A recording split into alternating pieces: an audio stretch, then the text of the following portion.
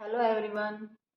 Last video में हमने वंशानुक्रम और वातावरण के बारे में पढ़ा था। उस दिन हम वंशानुक्रम के सिद्धांत डिस्कस करना हमारे बाकी रह गए थे। तो आज हम उन वंशानुक्रम के सिद्धांतों को डिस्कस करेंगे, क्योंकि यहाँ से बहुत से क्वेश्चंस बनते हैं जो सीटेट एसटेट के एग्जाम में पूछे जाते हैं। तो चलिए हम शुरू करते हैं वंशानुक्रम के सिद्धांत।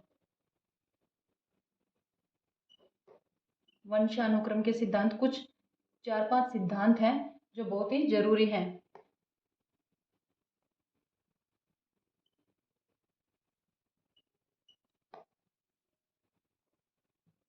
जो एग्जाम्स में काफ़ी बार पूछे जाते हैं। चल ही नहीं रहा तुम्हारा कर। तो चलिए शुरू करते हैं वंशानुक्रम के पहले सिद्धांत से, जिसका नाम है बीजकोश की निरंतरता का सिद्धांत। बीजकोश की निरंतरता का सिद्धांत।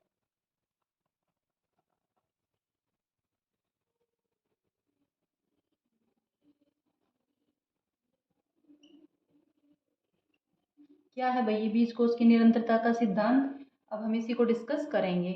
और किसने दिया? जैसे कि इसके नाम से ही पता चल रहा है बीजकोश, तो यानी कि इसका नाम भी बिजमैन, इसके सिद्धांत को देने वाले व्यक्ति का नाम है बिजमैन। बिजमैन जैसे इसके नाम से पता चल जाता है, इसलिए इसको याद करने में ज़्यादा दिक्कत नहीं आएगी। बिजमैन ने दिया था। बीजकोश की निरंतरता का सिद्धांत किसने दिया? बिजमैन ने। अब क्या है ये? बिजमैन ने क्या कहा कि जो बीजकोश की निरंतरता है, बीजकोश की निरंतरता चलती रहती है, वो समाप्त नहीं होती। बीजकोश की निरंतरता चलती रहती है, कंटिन्यू चलती रहती है। जैसे अब समझने की बात है कि एक पीढ़ी से एक पीढ़ी, मान के चलिए एक पीढ़ी है, वो अपनी हर पीढ़ी में ये गुण देखती जाती है, वो आगे बढ़ती ही जाती है, खत्म नहीं होता। जैसे मान लीजिए एक इंसान है, अब इंसान से क्या होगा? एक इंसान से इंसान का ही बच्चा पैदा होता है, ना कि गधे या घोड़े का। बिल्ली है या कुत्ता है, बिल्ली है, ये हमने लास्ट वीडियो में थोड़ा बहुत डिस्कस किया था, पर अभी ये इस सिद्धांत के अकॉर्डिंग आया है तो इसको अलग से डिस्कस करना पड़ेगा। बिल्ली है, बिल्ली से बिल्ली का ही बच्चा पैदा होगा, बंदर से बंदर का बच्चा पैदा होगा। ये किन्होंने कहा? बिजमैन साहब ने कहा है। इन्होंने कहा कि जो बीजकोश की, अब ये इंसान का बच्चा है, इसका मतलब क्या है कि वो ही 2 हाथ 2 पैर, वो ही शारीरिक ढांचा होगा, उसमें कोई चेंजेस नहीं होने वाले। कि कभी जैसे किसी इंसान का एक्सीडेंट हो जाता है और उसका एक हाथ या पाँव कट जाता है, तो इसका मतलब ये नहीं है कि उसकी जो आने वाली संतान होगी उसके भी हाथ पैर कटे होंगे, उसके भी हाथ पैर कटे हुए मिलेंगे आपको, ऐसा कुछ नहीं होता है। तो यही कहा है कि जो मेन ढांचा है इंसान जीव का, जो मेन ढांचा है जीव का, वो एक पीढ़ी से दूसरी पीढ़ी, दूसरी पीढ़ी से तीसरी पीढ़ी, पीढ़ी दर पीढ़ी आगे बढ़ता रहता है। ये नहीं है कि जो वातावरण एनवायरमेंटल इफेक्ट के कारण, जैसे भी एनवायरमेंटल इफेक्ट है उसके साथ कोई दुर्घटना होती है, उसका हाथ या पैर कट जाता है, तो इसका मतलब ये नहीं है कि उसके बच्चे भी बिना हाथ पैरों के या किसी तरह के अपाहिज पैदा होंगे, ऐसा कुछ नहीं है। ऐसे ही बिल्ली से बिल्ली का बच्चा पैदा होगा, तो ये क्या होता है? ये ही है मेन जो उनका बीज है, जो गुणसूत्रों से एक से दूसरी पीढ़ी में ट्रांसफर होता रहता है, वो ऐसे ही चलता जाएगा। इन्होंने जो बिजमैन साहब है, इन्होंने एक एग्जाम्पल दिया था, उसको भी हम समझ लेते हैं। इन्होंने एक एग्जाम्पल मतलब कि जो इन्होंने ये सिद्धांत दिया है बिजमैन साहब ने, इन्होंने अब ये सिद्धांत दिया कि उसको किसी न किसी तरह से प्रूव तो किया होगा। तो इन्होंने ये कैसे सिद्ध किया था? चूहे पर। इन्होंने अपना एक्सपेरिमेंट किस पे किया था? चूहे पर। इन्होंने क्या किया? एक चूहा लिया और उसकी पूंछ काट दी, चूहे की पूंछ काट दी पहले। अब इस चूहे से जो उसके बच्चे पैदा हुए, यानी कि जो दूसरा चूहा बना, अब ऐसा नहीं था कि इसकी पूंछ काटी तो इसकी भी पूंछ कटी हो, नहीं। अब जो ये दूसरा चूहा बना, ऐसा कुछ नहीं है कि इस चूहे की भी पूंछ कटी हुई ये पैदा हुआ, तो ये नहीं था कि इसकी पूंछ कटी हुई है, इसको भी पूंछ थी, यानी कि ये पूंछ वाला चूहा था। पर बिजमैन साहब ने फिर से इसकी पूंछ काट दी। क्या किया? इसकी फिर से पूंछ काट दी, सॉरी पूंछ की मात्रा गलत है, पूंछ काट दी, फिर पूंछ काटी। अब क्या हुआ? अब फिर इस चूहे को आगे जो इसका बच्चा हुआ, जो चूहा हुआ, वो फिर से पूंछ वाला। बिजमैन साहब ने क्या किया? फिर से पूंछ काट दी। पता नहीं कितने चूहों को बलिदान किया उन्होंने। ऐसे करते करते इन्होंने 5-6 पीढ़ियां लगती लार चूहे की, काफी पीढ़ियां कंटिन्यू पूंछ काटते गए। जैसे तो इससे क्या सिद्ध हुआ कि चूहा जो था जो चूहा पहले जिसकी पूंछ थी, उसकी पूंछ काटने पर जब उससे आगे उसकी पीढ़ी बढ़ी, उसकी पूंछ काटी, उसकी पूंछ काटी, ऐसे काटते चले गए। पर क्या हुआ, जो लास्ट में चूहा पैदा हुआ उसकी क्या थी, पूंछ थी, वो पूंछ वाला पैदा हुआ लास्ट में। तो इससे क्या पता चलता है कि जो मेन जो बीज कोष है हमारा, जो मेन बीज है वो निरंतर आगे बढ़ता रहता है। ये नहीं है कि एक बार जैसे किसी की पूंछ काट दी या जैसे चूहे की पूंछ काट दी तो उसका मतलब ये नहीं था कि आगे वाली जो उसकी जनरेशन पैदा होगी उनकी पूंछ नहीं होगी। तो ये बिजमैन साहब ने यही प्रूव किया है इस चूहे के एग्जाम्पल से कि जो बीज कोष है वो निरंतर चलता रहता है। तो आपको बस यही याद रखना है इस एग्जाम्पल में बीज कोष की निरंतरता के सिद्धांत में कि जो बीज कोष है वो निरंतर चलता रहता है, उससे आने वाली नई पीढ़ी पर कोई इफेक्ट नहीं पड़ता है। यही है बीज कोष की निरंतरता का सिद्धांत। चलिए, समझ में आ गया होगा। अब दूसरा सिद्धांत डिस्कस कर लेते हैं। अब दूसरा सिद्धांत हमारा बीज कोष के सिद्धांत के बाद आ जाता है गाल्टन का बायोमेट्रिक सिद्धांत। गाल्टन का बायोमेट्रिक या जीव सांख्यिकी, गाल्टन का जीव सांख्यिकी का सिद्धांत।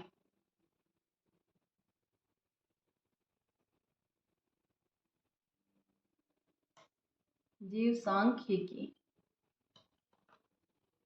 का सिद्धांत। अब ये गाल्टन साहब का जीव सांख्यिकी का सिद्धांत क्या है भाई, इसको भी डिस्कस कर लेते हैं। और सीधी सी बात है, इनके नाम साथ में है। जीव सांख्यिकी का सिद्धांत किन्होंने दिया था, गाल्टन साहब ने दिया था।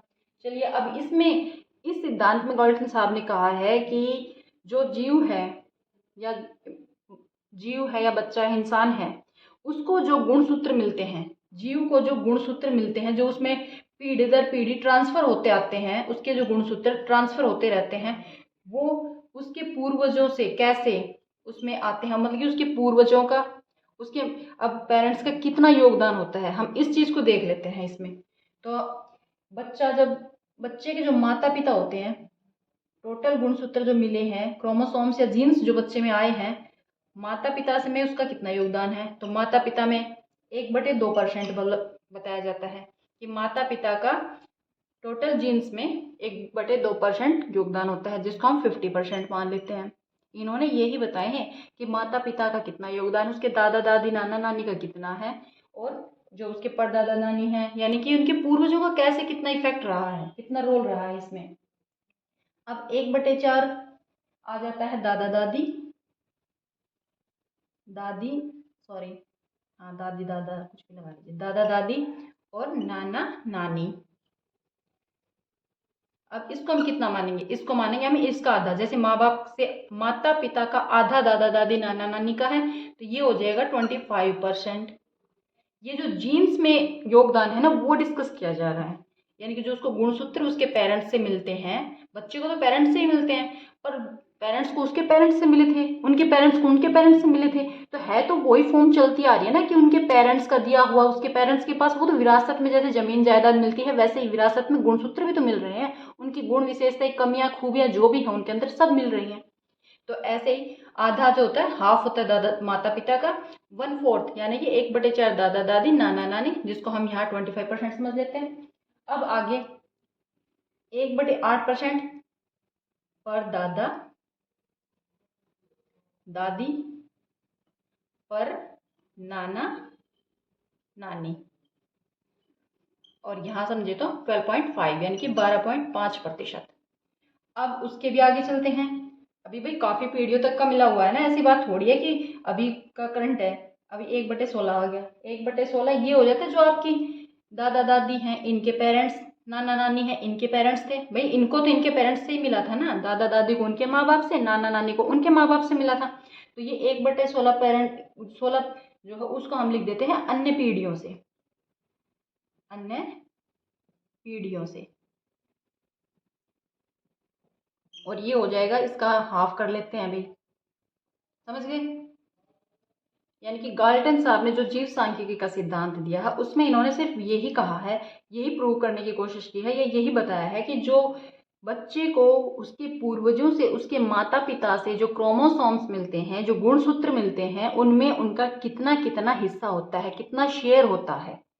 पूर्वज, बालक के सभी पूर्वज जो होते हैं घटते क्रम में थोड़ा थोड़ा। अब पूर्वज तो ये हो गए थोड़ा थोड़ा योगदान करते हैं। इनका जैसे इनका कम, इनका उससे ज़्यादा, इनका उससे ज़्यादा, और माता पिता का तो हाफ, यानी कि हाफ परसेंट 50% में तो माता पिता हो जाते हैं, बाकी 50% उसके दादा दादी, परदादा दादी, परनाना नानी और जो बाकी की पीढ़ियाँ होती हैं उनका योगदान होता है। तो यहाँ से जो क्वेश्चंस बनते हैं वो इसी तरह से बनते हैं कि गाल्टन के जीव सांख्यिकी सिद्धांत के अकॉर्डिंग माता पिता का बच्चे के गुण क्रोमोसोम्स में या उसके जो वंशानुक्रम में जो विरासत मिलती है उसमें उसका कितना शेयर होता है, कितना हिस्सा होता है, तो 1/2%। इनकी तरफ इतना ध्यान देने की जरूरत नहीं है। मेनली ये ही इसी तरह से पूछे जाते हैं 1/2, 1/4। ये थोड़ा कंफ्यूजिंग भी होते हैं, इनको थोड़ा आराम से समझ लेना। माता यहाँ तो दिखा है 50 का 25 बना दिया, यहाँ 2 का 4, 4 का 8, 8 का 16 बना है, तो थोड़ा समझ लीजिएगा। और यहाँ से ही क्वेश्चंस उठते हैं। ये था गाल्टन का जीव सांख्यिकी का सिद्धांत कि गाल्टन साहब ने जो जीव सांख्यिकी का सिद्धांत दिया है कि जीवों में संख्या के अकॉर्डिंग उन्होंने इसको डिवाइड कर दिया गुणसूत्रों को, कि कैसे एक जीव को, एक बच्चे को उसके पूर्वजों से जो विरासत में क्रोमोसोम्स मिल रहे हैं उनमें उनके पूर्वजों का कितना कितना योगदान होता है। तो माता पिता का 1/2 यानी 50%, दादा दादी नाना नानी 1/4%, परदादा परनानी 1/8, और जो अन्य पीढ़ियां बच जाती हैं वो 1/16%। तो चलिए, ये भी कंप्लीट होता है गाल्टन जी का जीव सांख्यिकी का सिद्धांत। अब हम चलते हैं हमारे थर्ड सिद्धांत की तरफ, जो सबसे जरूरी भी है, इन सबसे इम्पोर्टेंट भी है। यह है मेंडल का वंशक्रम सिद्धांत। और जो मेंडल महोदय है इन्हीं को आनुवांशिकी का जनक माना जाता है। जो आनुवांशिकी है, आनुवांशिकी का जनक किन्हें माना जाता है? ग्रेगर, सॉरी आपको मेरा ग्रेगर समझ में नहीं आएगा, थोड़ा रफली लिख दिया,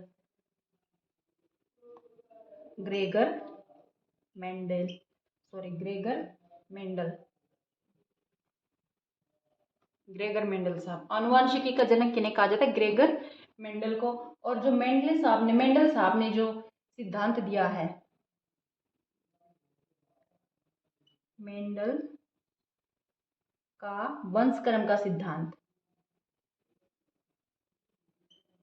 वंशक्रम,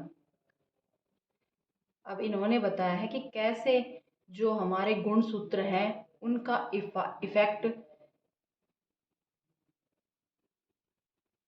इंसान पर, मतलब कि जो इफेक्ट आता है वो कभी, जैसे गोरे माँ बाप हैं, माँ बाप में से एक काला है एक गोरा है, बच्चा गोरा हो जाता है, और फिर दोनों माँ पेरेंट गोरे हैं तो उनका बच्चा काला हो जाता है। तो ये कैसे होता है, ये इफेक्ट कैसे शो होता है? ये तो मेंडल का वंशक्रम का सिद्धांत है। अब इसको हम मेंडल साहब का, इन्होंने जो अपना अब जो भी सिद्धांत देते हैं तो वो प्रूव जरूर करते हैं भाई। जो उन्होंने ये एग्जाम्पल ये दिया है सिद्धांत, इसको प्रूव तो करना होगा कि हाँ भाई ऐसे ऐसे होता है, तभी तो ये सिद्धांत बनते हैं। तो इन्होंने अपना सिद्धांत मटर पर, किस पर? मटर पर, मटर, बंद कर देगा, वंशक्रम का सिद्धांत उन्होंने किस पर अपने सिद्धांत को प्रूव किया था? मटर पर। उन्होंने क्या किया था? 2 तरह के मटर के बीजों को आपस में मिला के उगाया था, और फिर उन्होंने इस पर अपने सिद्धांत को प्रूव किया था। किस चीज को? वंशक्रम के सिद्धांत को। और इस जब इन्होंने इसको प्रूव किया तब इनके 2 एग्जाम्पल्स निकले थे, उनको भी हम साथ साथ डिस्कस करते चलेंगे। मटर पर उन्होंने क्या किया था? 2 तरह की मटर, बड़ी मटर और छोटी, यानी कि लंबी मटर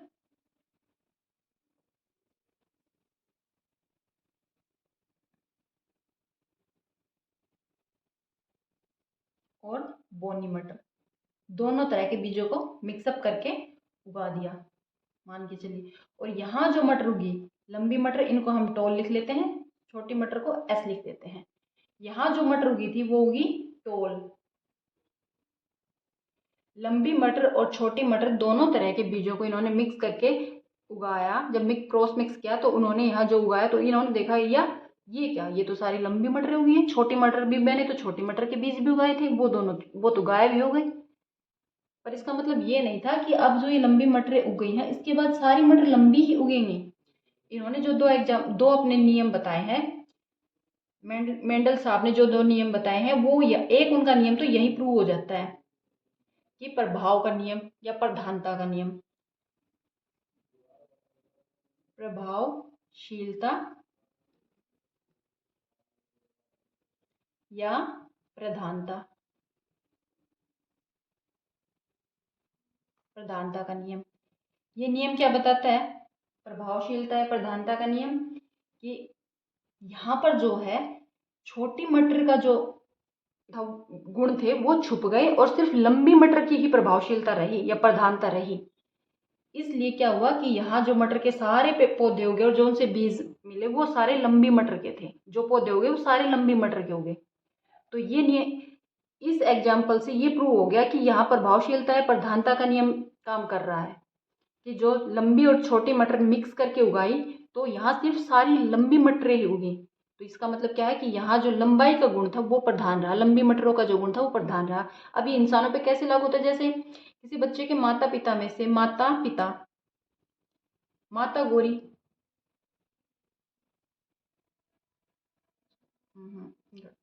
माता जो उसकी माँ जो है वो गोरी है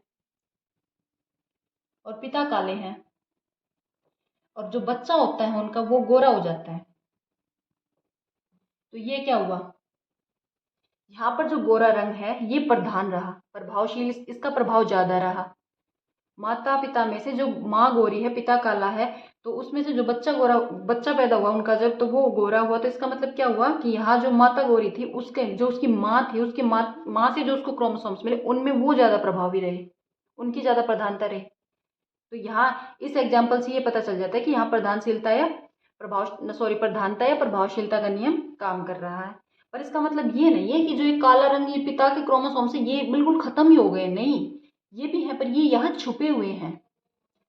हो सकता है आगे जो इसका बच्चा हो, इसकी बीवी भी गोरी हो, पर जो इन दोनों से जो इनका बेबी हो वो काला हो सकता है, इन दोनों का बेबी काला हो सकता है।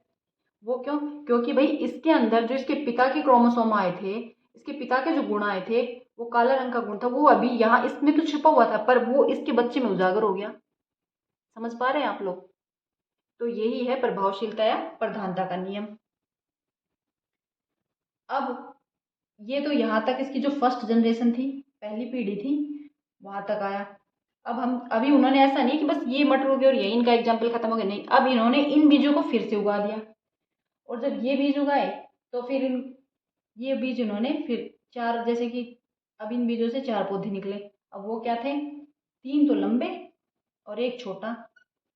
ये हुआ फिर इसका जो अलगाव का अलग, इसको बोलते हैं अलगाववाद, अलगाव या पृथकता, पृथकता का नियम।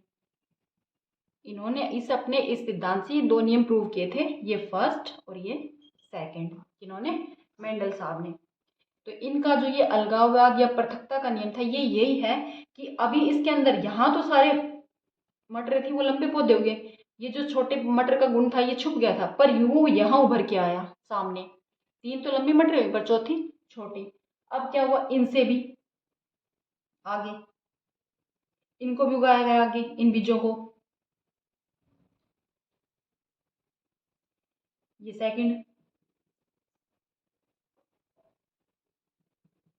सेकंड पीढ़ी थी इनकी।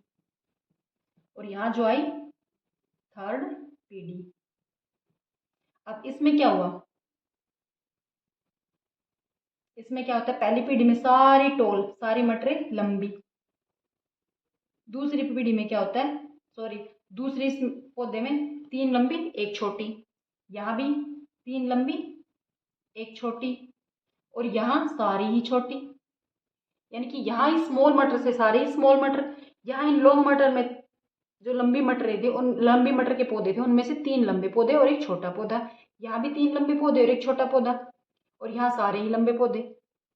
तो ये क्या है? ये है अलगाववाद। अब इनमें इस लंबी मटर के पौधे में से जो ये पौधे निकले थे, तीन छोटे थे एक बड़ा था, पर इन जो सॉरी तीन बड़े थे और एक छोटा था, और जो ये बड़े पौधे हैं इनके अंदर छोटे पौधे के गुण छुपे हुए थे, जो आगे इनको उगाने पर, इनको हम जैसे मिक्सअप निकले हैं तो इनको हम वर्ण संकर बोल सकते हैं, तो इनसे ये वर्ण संकर पौधे पैदा हुए।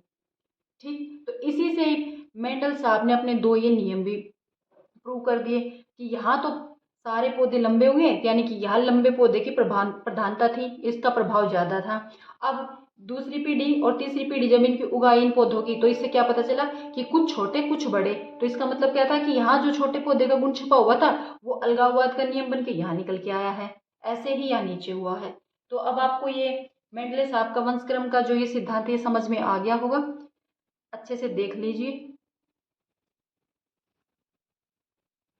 अब इसके बाद इनके छोटे छोटे 2 एग्जाम्पल्स और बचते हैं, उनको भी कवर कर लेते हैं। सॉरी, 2 सिद्धांत और बचते हैं, अब उनको भी कवर कर लेते हैं। ये दो सिद्धांत हैं, डार्विन का सिद्धांत और लेमार्क का सिद्धांत। ये थोड़े से छोटे छोटे सिंपल हैं, पर इनको भी कर लीजिए। नहीं पता एग्जाम में कहाँ से क्वेश्चंस पूछ लिए जाएं। तो ये नंबर 4 अब हम करते हैं डार्विन।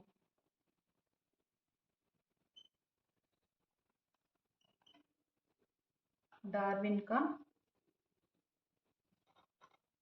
सिद्धांत।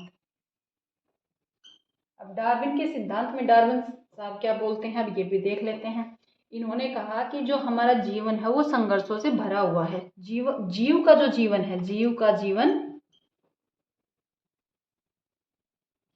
संघर्षों से भरा हुआ है। यानी कि इस धरती पर चाहे वो इंसान है, चाहे जीव जंतु है, कोई भी है, उसको जीवित रहने के लिए संघर्ष करना है। संघर्ष से भरा है। अब वो कैसे? अब ये कहते हैं जैसे एनवायरमेंटल चेंज होते हैं, एनवायरमेंट में कोई भी चेंज हो जाए, एनवायरमेंट में जब कोई भी चेंज आता है तो उसका इफेक्ट तो जीवों पर होता ही है। तो अब एनवायरमेंटल चेंज के अकॉर्डिंग खुद को बदलना पड़ता है। जो हमारा एनवायरमेंट, हमारे वातावरण में चेंज हो जाता है, उल्टी मतलब कि विपरीत परिस्थितियां खड़ी हो जाती हैं, विपरीत परिस्थितियां हमारे सामने आके खड़ी हो जाती है, तो हमें उन सबको फेस करना पड़ता है। ऐसा नहीं है कि परिस्थितियां हमारे अपोजिट आ गई हैं तो क्या हुआ, हम खत्म, नहीं, हम उनको फेस करके खड़े हो जाते हैं फिर से। तो इसमें इन्होंने ये बताने की कोशिश की है कि जो जीव है उसका जीवन संघर्षों से भरा है और उसको जीवित रहने के लिए लगातार संघर्ष करना पड़ता है। जो सर्वाइव करना पड़ता है। सर्वाइव का मतलब है कि मुसीबतों को फेस करके आगे बढ़ना पड़ता है। ठीक है, तो इसमें एक एग्जांपल ले लेते हैं। जैसे कि इंसान है, अभी आप लोग हैं, अब आप लोगों को माँ बाप सारी सुविधाएं दे रहे हैं, सारी सुविधा दे रखी है आपको, आराम से, आपको पता नहीं है, आराम से घर में अच्छा खाना पीना कपड़े मिल रहे हैं, सारी चीज़ें हैं। पर ऐसा तो नहीं है कि ये समय हमेशा ऐसा ही रहेगा। परिस्थितियाँ चेंज होंगी ना। कल को आप बड़े होंगे, पेरेंट्स, हमारे पेरेंट्स से वो बूढ़े हो जाएंगे, आप बड़े हो जाओगे, तो आपकी भी फैमिली होगी। अब आपको उनको कमाना खिलाना पड़ेगा।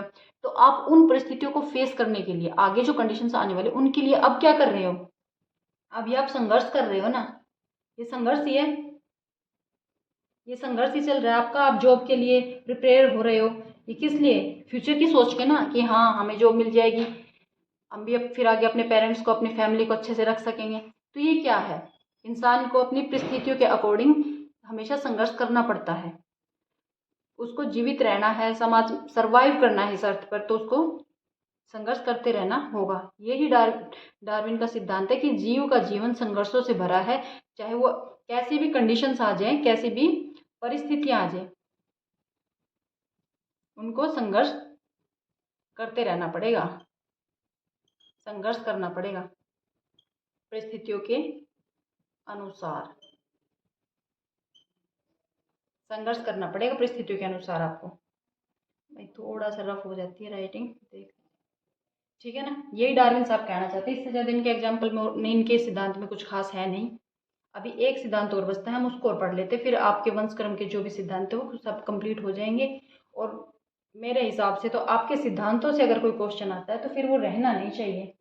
अभी आ जाता है 5th सिद्धांत, लेमार्क। लेमार्क का सिद्धांत।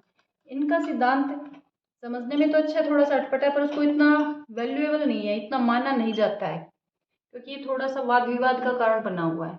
अभी हम समझ लेते हैं लेमार्क के सिद्धांत को। लेमार्क का जो सिद्धांत है ये बोलते हैं अर्जित गुण।